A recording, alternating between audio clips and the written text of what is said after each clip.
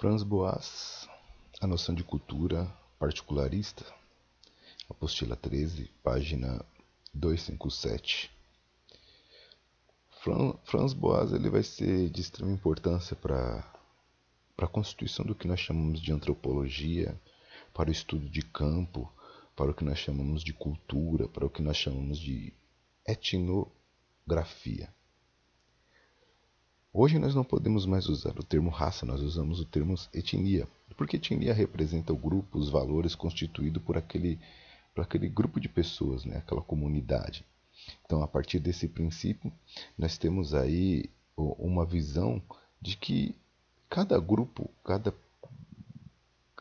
povo, cada comunidade, ela vai constituir os seus meios e a sua forma de viver neste mundo, de acordo com o ambiente, de acordo com o que se vai tratando como verdadeiro, como falso naquele grupo, algo que está além de colocar como padrão, né?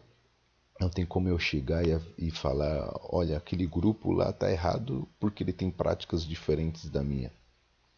Então, quando a gente fala do estudo etnográfico, quando a gente fala do estudo da etnografia, nós estamos pensando que existe uma escrita em cima da etnia de cada grupo de pessoas. Etnografia é a escrita da etnia, né? Como funciona aquelas etnias. Então nós temos aí o Franz Boas.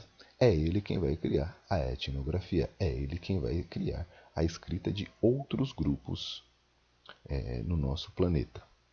Franz Boas é considerado o pai da antropologia norte-americana.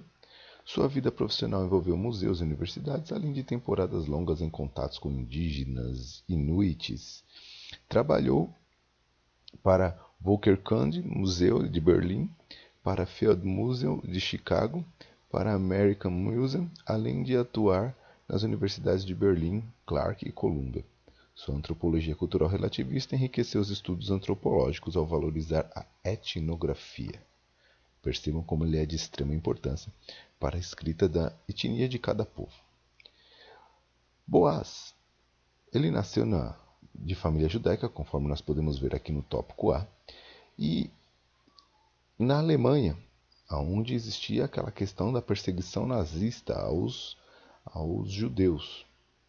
E que ele, observando tudo isso, faz com que ele comece a refletir esse lance de achar uma cultura como única e verdadeira, como uma cultura evoluída, que era um dos princípios que os nazistas desenvolviam, né? Era um dos princípios do que eles defendiam também. Então, ele observa tudo isso e ele fica encucado com esse pensamento e fala, vou começar a estudar outras formas, vou começar a estudar por que acontece essa maneira de colocar uma cultura como superior e outra não, um processo de evolução de cultura. Por que isso acontece? Isso faz com que ele comece a desenvolver os seus estudos. E ele vai fazer uma reflexão àquelas tradições que eu comentei do Edward Taylor, né, de que o princípio iluminista, né, a cultura europeia, né, ela era a que deveria direcionar a humanidade para a civilização. Civilização, termo que quem usava eram os franceses e não os alemães, onde o Franz Boas estava localizado. Quando ele começa a perceber isso, quando ele começa a fazer esse estudo, ele vai percebendo que é uma régua que foi utilizada pelos próprios europeus de classificar as culturas e as tradições. Vamos observar isso neste parágrafo aqui, ó, a partir desse parágrafo. Seu olhar e sua reflexão se inserem em outra tradição, de crítica ao universalismo iluminista e à ideia de que o caminho da civilização era único e dotado de uma progressão sem retrocessos. De que lugar então provinha essa tradição?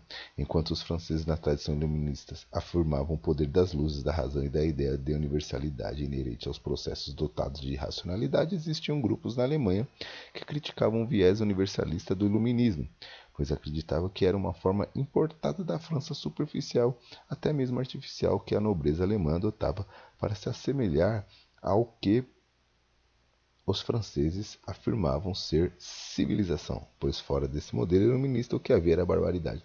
Os iluministas acreditavam que só existia aquele padrão, aquela maneira. E Edward Taylor também, quando ele começa a fazer uns estudos de outras sociedades, ele também acreditava nesse princípio. Franz Boas vai partir de uma linha diferente. Pelas essas experiências que ele está tendo dentro da Alemanha, ele vai observar que não tem que haver uma régua para medir. Né? Os alemães já não pensavam dessa forma. Eles pensavam de outra maneira.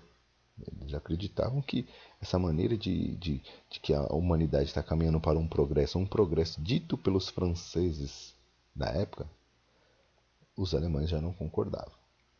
Vai haver grupos dentro da Alemanha que não vão concordar com este princípio e justamente se baseando nas experiências também vividas deles dentro da própria Alemanha. Assim foi nas mesmas terras alemãs que se desenvolveu o antissemitismo, que Framboise acolheu uma forma diferenciada de entendimento da questão cultural, vista como algo necessariamente específico, particular e não dotado de um viés universalista. O antissemitismo, como você já sabe, é aquela busca contra os judeus, semita, no caso, são da linhagem de Sem, é um termo bíblico, né? E a partir disso, ele vai começar a pensar, não deve haver uma cultura única, não deve haver uma cultura que vai servir para todos os povos da Terra. O que existem são culturas particulares, específicas, conforme nós podemos ver nesse parágrafo. Inclusive, o termo Kultur, que é de origem alemã, ele fala de algo próprio, ele não fala de algo universal. Se é Kultur, que vem dar origem à palavra cultura mesmo, ele fala de algo próprio, ele não fala de algo universal, conforme nós podemos ver neste trecho aqui também. Boaz, ele vai partir de ideias de que ele tem que conhecer justamente essas culturas, por isso que ele vai fazer muito trabalho de campo. E um desses trabalhos de campo que ele vai fazer vai ser com um grupo inuites, que ficam na ilha de Baffin, conforme nós podemos ver aqui. E eles são chamados de esquimós, embora eles não concordem com isso. Eles procuraram ser reconhecidos pelo nome deles mesmos, Inuits. Então, ele faz esse estudo de campo para compreender como eles vivem e ele fica abismado, porque eles criaram todo um mecanismo. Eles usaram a capacidade intelectual deles para criar mecanismo para a sua sobrevivência. Ele não foi, como eu posso dizer, elaborou de uma barbárie tudo aquilo que eles estavam fazendo. Não, eles elaboraram para manter a sua sobrevivência e os seus costumes naturalmente. Então eles utilizaram o seu intelecto de acordo com a realidade deles. Isso que ele vai se surpreender. Por isso que ele vai defender essa questão particularista também. Aqui nós temos uma foto de uma mulher inuit, né? Conforme vocês podem ver aqui. Mais adiante, nós vamos ver como Franz Boas ele não só vai ficar neste grupo, ele vai começar a trabalhar com outros grupos, vai trabalhar em outros campos de estudos, vai fazer vários trabalhos de campo com tribos indígenas. E aí ele vai começar a desenvolver mais e mais produções, valorizando a cultura particular daqueles povos que ele está tendo contato. E aí ele vai romper, né, com essa tradição iluminista de trazer uma uniformidade, de trazer uma cultura única, de dizer, olha, aquele grupo está caminhando para o progresso, aquele outro não está. Qual progresso? O progresso iluminista. Ele é contra isso, conforme eu já comentei. Então, a ideia é que cada grupo, cada sociedade seja estudada nela mesma de acordo com as suas características e a sua forma de criar a sua própria cultura. Partindo desse princípio, o Franz Boas ele vai ser um dos primeiros a desenvolver o relativismo cultural, que nós já trabalhamos, que é justamente isso, valorizar a cultura dentro dela própria, não permitindo réguas, não permitindo mecanismo para ficar qualificando se uma está evoluída ou não. E por fim, eu deixo aqui o próprio trecho da obra do Franz Boas, que diz o seguinte: pesquisadores como Spencer, tudo da época dele, que ele vai dizer, Morgan, Taylor, que a gente já trabalhou, e Lubbock, para mencionar apenas alguns, estiveram encantados por uma ideia de evolução geral e uniforme da qual participaria todo o gênero humano, e que esse tipo de antropologia e seu método comparativo não produzirá frutos enquanto não renunciarmos ao vão propósito de construir uma história sistemática, uniforme da evolução da cultura e enquanto não começarmos a fazer nossas comparações sobre as bases mais amplas e sólidas. Eu comparo uma cultura nela mesmo, como ela era antes e como ela era hoje. Eu não comparo uma cultura com a minha, porque os valores e a maneira que eu vejo o mundo é diferente do que daquele grupo. Bons estudos e até a próxima.